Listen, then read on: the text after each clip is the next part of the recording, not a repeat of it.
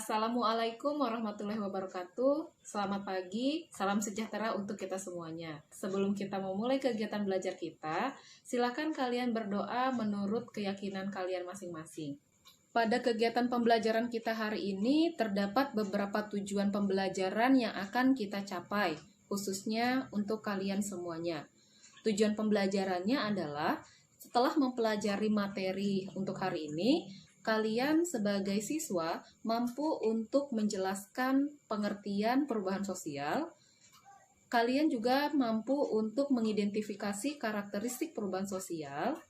Dan yang terakhir, kalian harus mampu untuk menganalisis faktor penyebab, faktor pendorong, serta faktor penghambat perubahan sosial itu sendiri. Agar tujuan pembelajaran hari ini tercapai, berikut akan Ibu jelaskan materi-materi berdasarkan tujuan pembelajaran tersebut. Baik anak-anak, sebelum Ibu memaparkan materi untuk hari ini, coba kalian analisis gambar-gambar di samping kiri Ibu ini.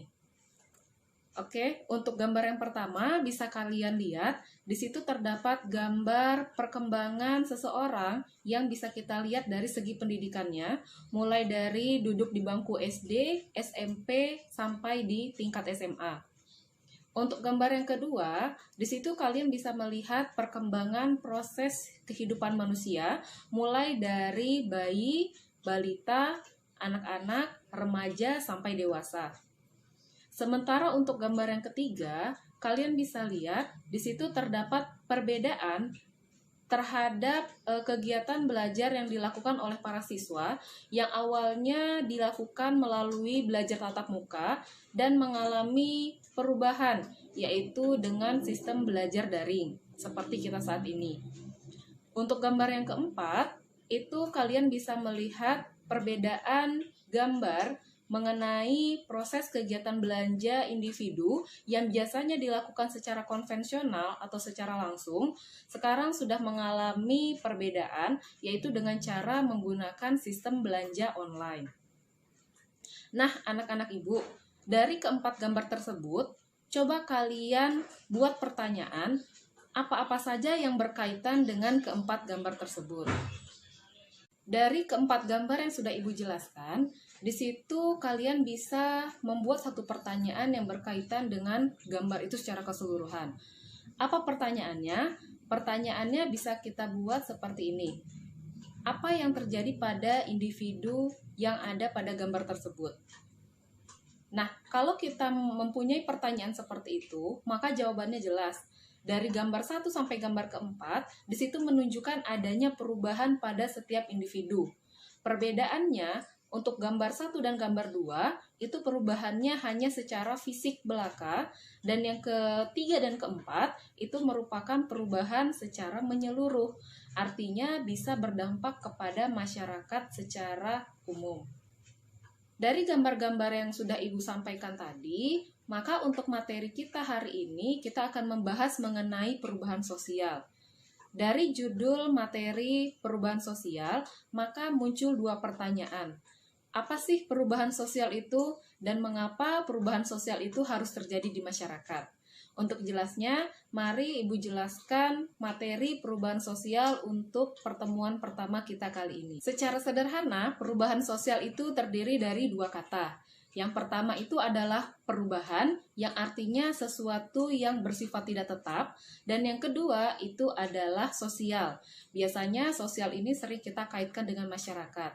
Jadi secara sederhana kalau kita artikan, perubahan sosial adalah suatu perubahan yang terjadi di masyarakat yang sifatnya tidak tetap dan dapat mempengaruhi masyarakat itu sendiri. Dalam hal ini, pengaruh yang bisa dirasakan adalah dalam sistem sosialnya, baik dalam bentuk nilai dan norma, perilaku, maupun sikap masyarakat itu sendiri. Agar kalian lebih memahami apa itu perubahan sosial, selain pengertian secara sederhana tadi, pengertian sosial di sini akan Ibu jelaskan menurut beberapa ahli. Untuk pengertian menurut ahli ini, kalian juga bisa membacanya dari buku referensi yang sudah ada pada kalian masing-masing. Untuk pengertian yang pertama, perubahan sosial itu menurut George Ritzer. di mana menurut Ritzer, perubahan sosial itu adalah perubahan yang berhubungan dengan variasi-variasi hubungan individu dengan kelompok yang ada di masyarakat dan terjadi pada waktu tertentu. Selain itu, ada juga menurut Selo Sumarjan yang menyatakan bahwa perubahan sosial itu adalah perubahan yang berpengaruh kepada sistem sosialnya, baik itu nilai-nilai, norma-norma, sikap maupun perilaku yang ada di masyarakat. Tidak semua perubahan yang dialami oleh manusia atau individu itu bisa dikategorikan kepada perubahan sosial. Contohnya bisa kita ambil pada gambar pertama tadi, itu merupakan perubahan secara fisik, namun bukan perubahan secara sosial.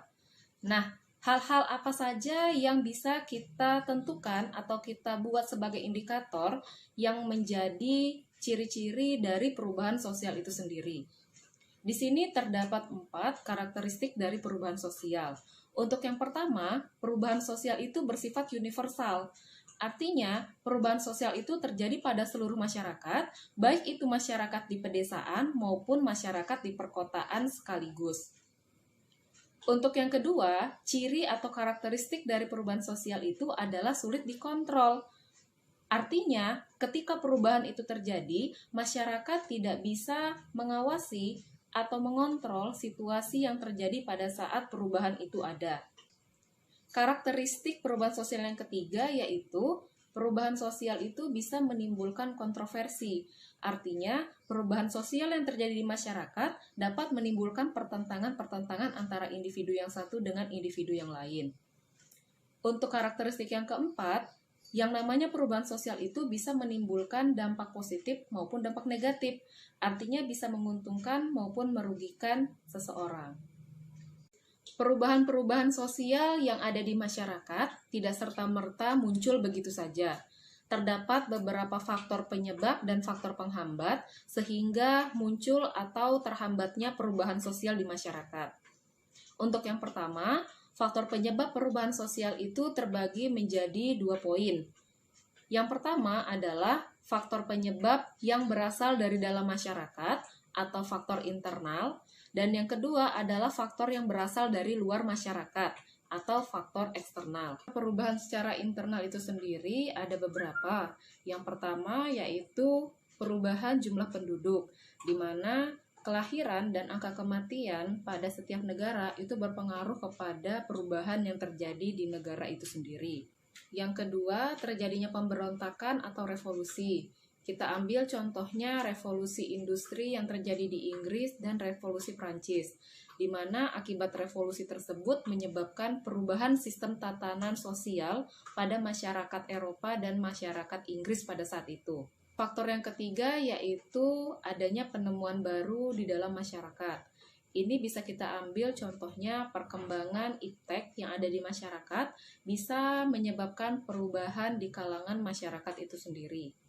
Dan yang keempat, ada pertentangan atau bisa kita sebut dengan konflik, di mana konflik tersebut seperti yang sudah kita pelajari di kelas 11, konflik itu bisa menyebabkan dampak positif maupun dampak negatif.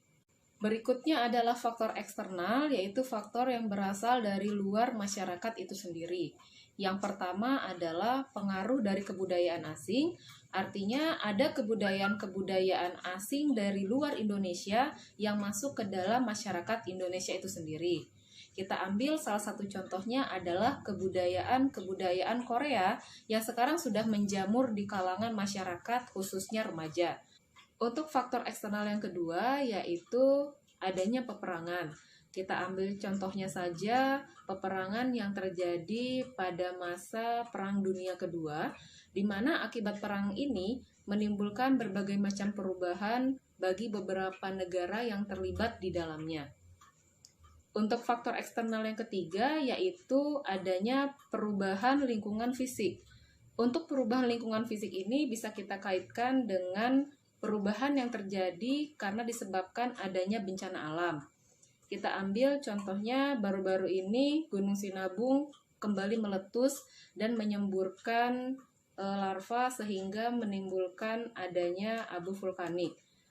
Akibat meletusnya Gunung Sinabung tersebut bisa menyebabkan perubahan terhadap sistem perekonomian masyarakat di Karo dan sekitarnya. Selain faktor internal dan faktor eksternal tersebut, terdapat beberapa faktor pendorong yang menyebabkan perubahan sosial secara umum. Di antaranya adalah sikap mau menerima hal-hal yang baru, toleransi, penduduk yang heterogen, sikap menghargai karya orang lain, orientasi ke masa depan, sistem pendidikan yang maju, serta sistem stratifikasi terbuka yang ada di masyarakat. Perlu kalian ketahui bahwa tidak semua masyarakat mengalami yang namanya perubahan. Terdapat beberapa faktor penghambat yang menyebabkan masyarakat sulit untuk mengalami yang perubahan. Yang pertama adalah perkembangan teknologi yang terlambat. Biasanya ini terjadi pada masyarakat yang berada di daerah pedalaman yang sulit untuk mendapatkan akses informasi sehingga ilmu pengetahuan yang mereka terima itu akan mengalami kendala dan berbagai macam masalah. Yang kedua, kurangnya interaksi masyarakat dengan orang lain. Artinya dalam hal ini, kenapa masyarakat sulit untuk berubah? Karena masyarakat itu memiliki sifat tertutup, tidak mau menerima apa-apa saja yang berubah di lingkungan sekitarnya. Ketiga, adanya prasangka terhadap kebudayaan-kebudayaan asing. Hal ini cenderung lebih berkenaan dengan masyarakat-masyarakat yang masih memegang adat istiadat yang sangat teguh, di mana mereka mempunyai prasangka ketika kebudayaan asing masuk, kebudayaan tersebut akan melunturkan, bahkan mungkin menghilangkan kebudayaan-kebudayaan yang sudah mereka tanam sejak awal. Faktor yang keempat adalah adat istiadat dan tradisi yang sulit untuk dirubah.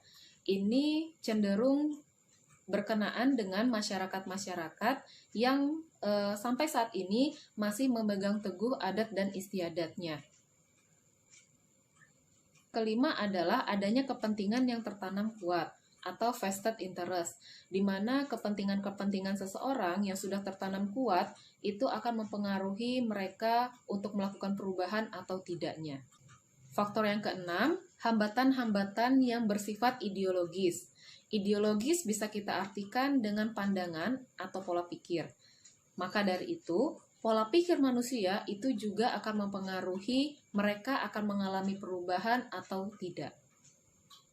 Berikutnya, yang ketujuh adalah adanya rasa ketakutan, di mana ketika perubahan itu muncul, akan menyebabkan situasi yang tidak kondusif dan akan menyebabkan perubahan-perubahan yang sifatnya negatif.